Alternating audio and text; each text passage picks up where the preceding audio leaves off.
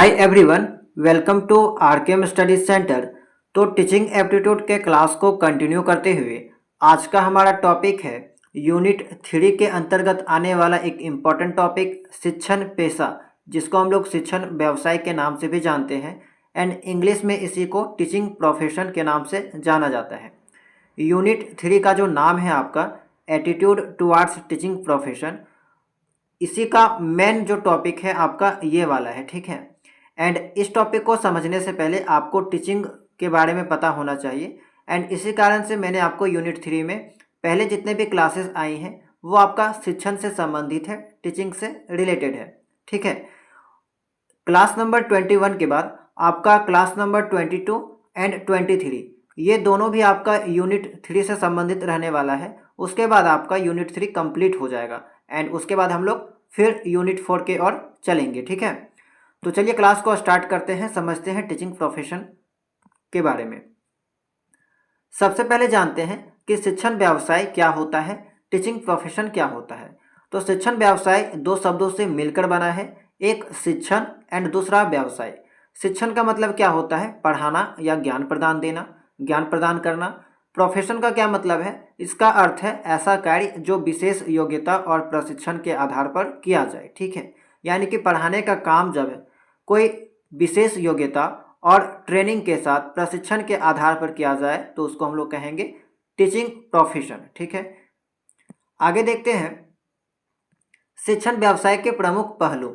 देखिए, शिक्षण जो व्यवसाय है आपका, शिक्षण पेशा कह लीजिए या फिर टीचिंग प्रोफेशन कह लीजिए, उसको अनेक आधार पे जो है डिफाइन किया गया है, अनेक आधार पे इसको जो है वो परिभाषित किया गया है। जैसे कि अगर बौद्धिक कार्य के रूप में देखा जाए तो बौद्धिक कार्य के रूप में शिक्षण व्यवसाय का मतलब होता है शिक्षण केवल बात करना नहीं है, बल्कि इसमें अधिगम की प्रक्रिया को योजनाबद्ध तरीके से संचालित करना है। कहने का मतलब ये है कि ये जो टीचिंग प्रोसेस है, टीचिंग है, पढ़ाना है बच्चों को, वो केवल बात करना नहीं है। इसमें क्या होता है कि किसी भी प्रक्रिया को जो कि अधिगम से संबंधित है, उस प्रक्रिया को हम लोग प्लान बनाते हैं, अच्छे से संचालित करते हैं, प्लानिंग बना के जो है वो बच्चों तक ज्ञान को पहुँचाते हैं।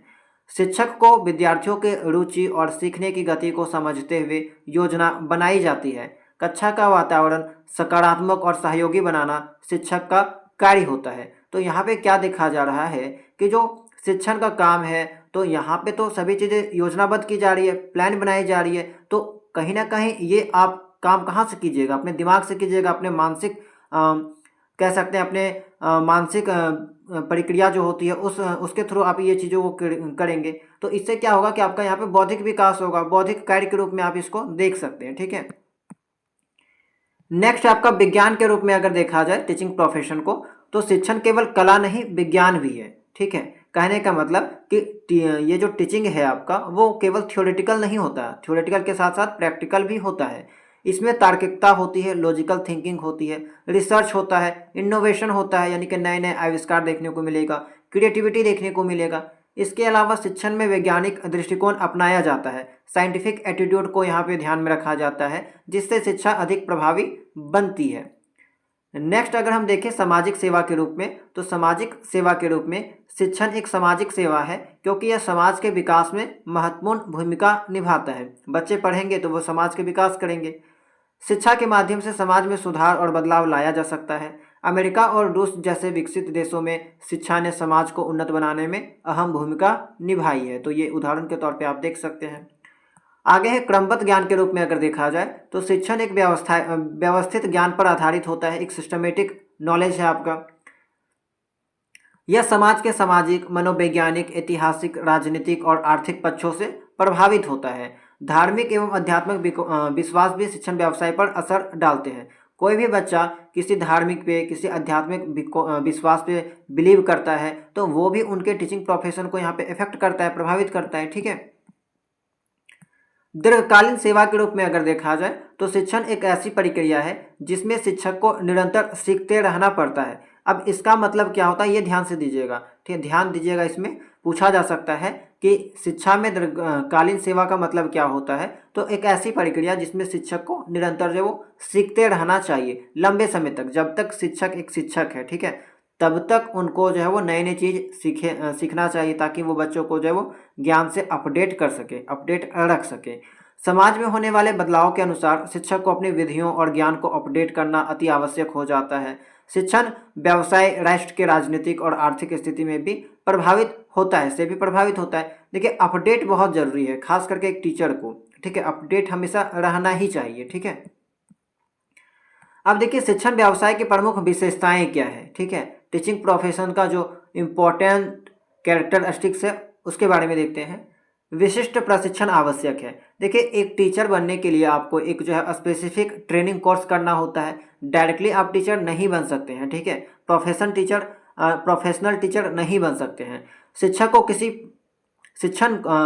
को विशेष प्रशिक्षण दिया जाता है ताकि वह अपने ज्ञान को प्रभावी ढंग से विद्यार्थियों तक पहुंचा सके।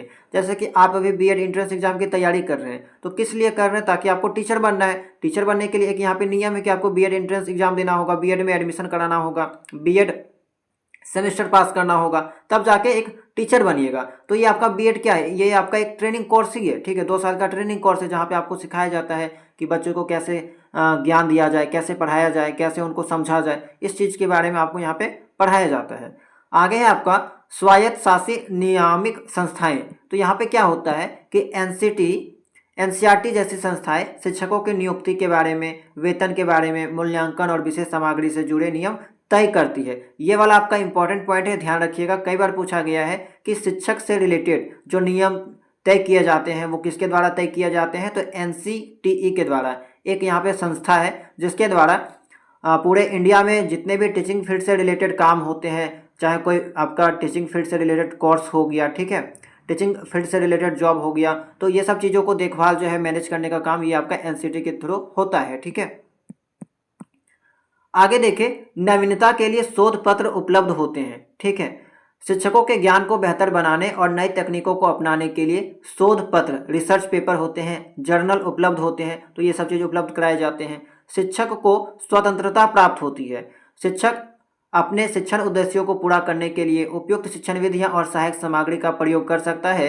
एंड उनके पास स्वतंत्रता होती है कि वे अपने अकॉर्डिंग जो है कैसे बच्चों को समझा जाए, कैसे सिखाया जाए, उसके अकॉर्डिंग शिक्षण विधियां एंड सहायक सामग्री का उपयोग कर सकते हैं। समाज द्वारा सम्मानित व्यवसाय है आपका टीचिंग प्रोफेशन। क्या होता है? समाज के द्वारा सम्मानित किया जाता है। आपने भी देखा होगा कि टीचर को समाज में बहुत सम्मान भाव से देखा जाता है एंड किया भी जाना चाहिए, क्योंकि वे देश के भविष्य का निर्माण करता है। शिक्षण व्यवसाय समाज में आदर का पात्र होता है क्योंकि शिक्षक बच्चों के भविष्य का निर्माण करता है। तो ये सब कुछ मुख्य विशेषताएं हैं। इसके अलावा है समाज एवं राष्ट्र की प्रगति में योगदान।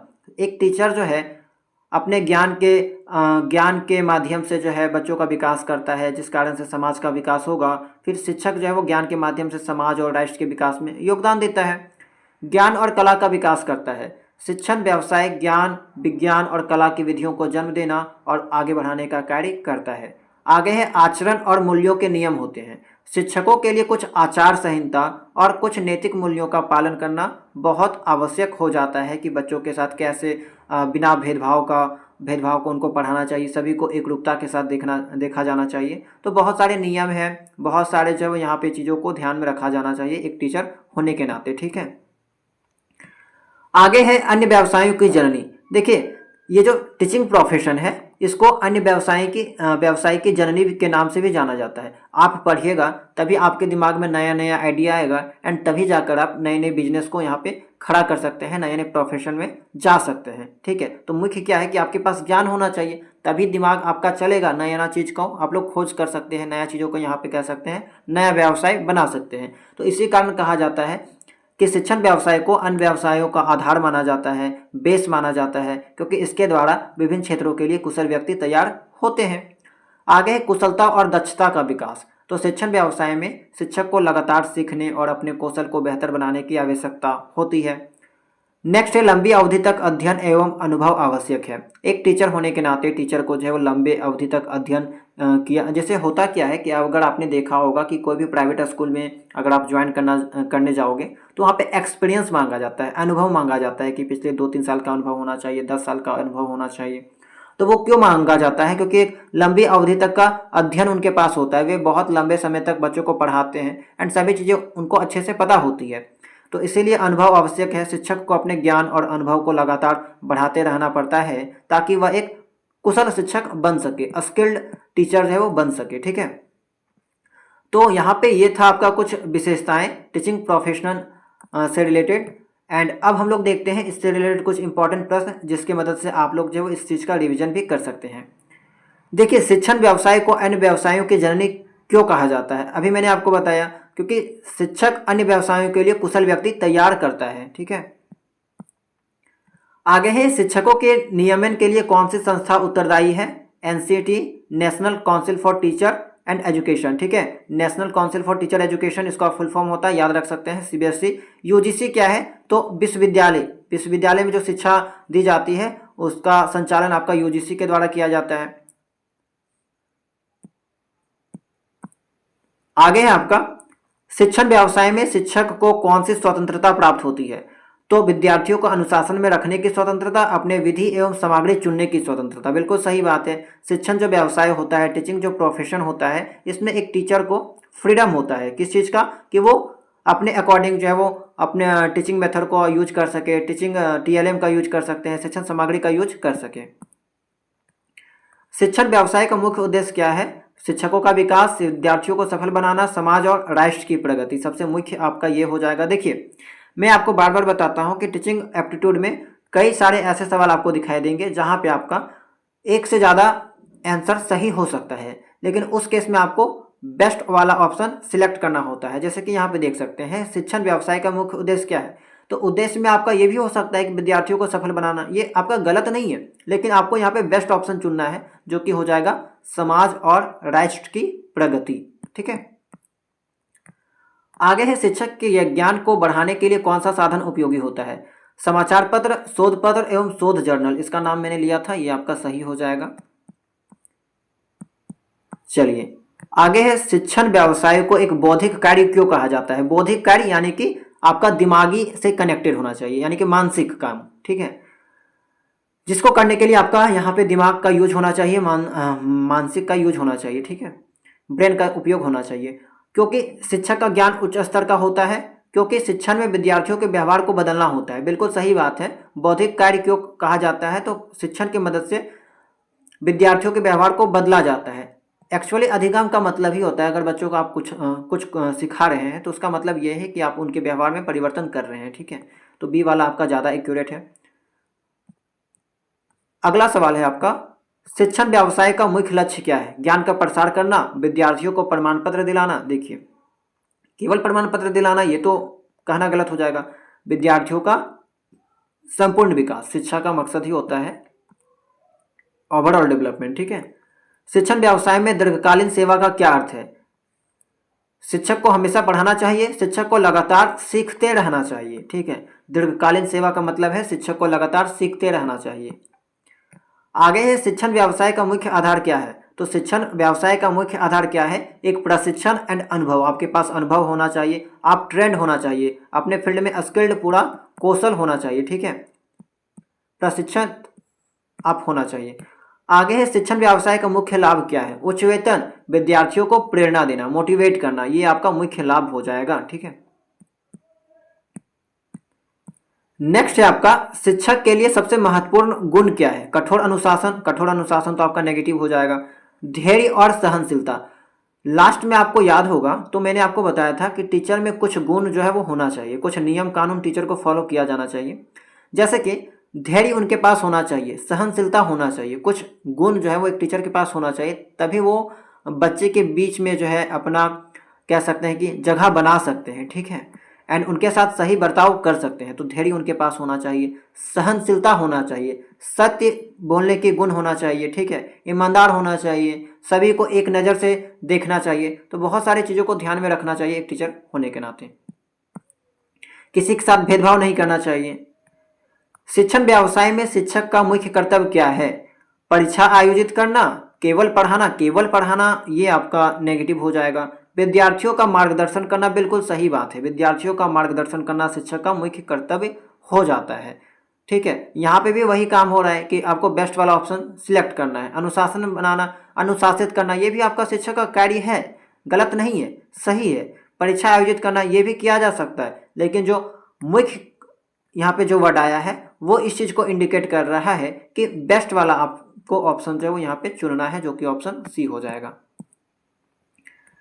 नेक्स्ट सवाल है, शिक्षण व्यवसाय का महत्वपूर्ण उद्देश्य क्या है? विद्यार्थियों को परीक्षा में उत्तीर्ण कराना, विद्यार्थियों के जीवन निर्माण में सहायता करना, बिल्कुल सही बात है। विद्यार्थियों पर नियंत्रण रखना, शिक्षक का वेतन बढ़ाना। तो शिक्षण व्यवसाय का महत्वपूर्ण जो उद्देश्य होता है वो होता है जीवन निर्माण में सहायता करना। ठीक है, बालकों के, बच्चों के जीवन निर्माण में सहायता करना। आज के क्लास का लास्ट सवाल है। हमेशा की तरह आपको लास्ट वाला सवाल होमवर्क में करना होता है, तो इसका जवाब आप लोग कमेंट सेक्शन में दीजिएगा। थ्योरी जब हम आपको पढ़ा रहे थे तब इस लाइन को रिपीट किए थे, ठीक है, इस लाइन को बताए थे। आई होप कि आप इसका जवाब आपको मालूम होगा अच्छे से, तो इसका जवाब आप लोग कमेंट सेक्शन में दीजिएगा। एंड कैसा रहा आज का क्लास कमेंट सेक्शन में ज़रूर बताइएगा। अगर आप लोग टेलीग्राम चैनल को नहीं ज्वाइन किए हैं तो ज्वाइन कर सकते हैं। एंड आज का क्लास पसंद आया होगा तो वीडियो को लाइक कीजिएगा। एंड चैनल में अगर आप नए होंगे तो चैनल को सब्सक्राइब कर सकते हैं, ठीक है। तो चलिए मिलते हैं हम लोग नेक्स्ट क्लास में नए टॉपिक के साथ। ये आपका 3rd यूनिट का क्लास चल रहा था, इसके बाद और आपका 2 क्लास आएगा। इसके बाद आपका जो है वो 3rd यूनिट, तीसरा जो यूनिट है वो पूरा कंप्लीट हो जाएगा। उसके बाद हम लोग 4th वाला यूनिट स्टार्ट करेंगे, ठीक है। तो चलिए नेक्स्ट क्लास में हम लोग बात करते हैं नए टॉपिक के बारे में।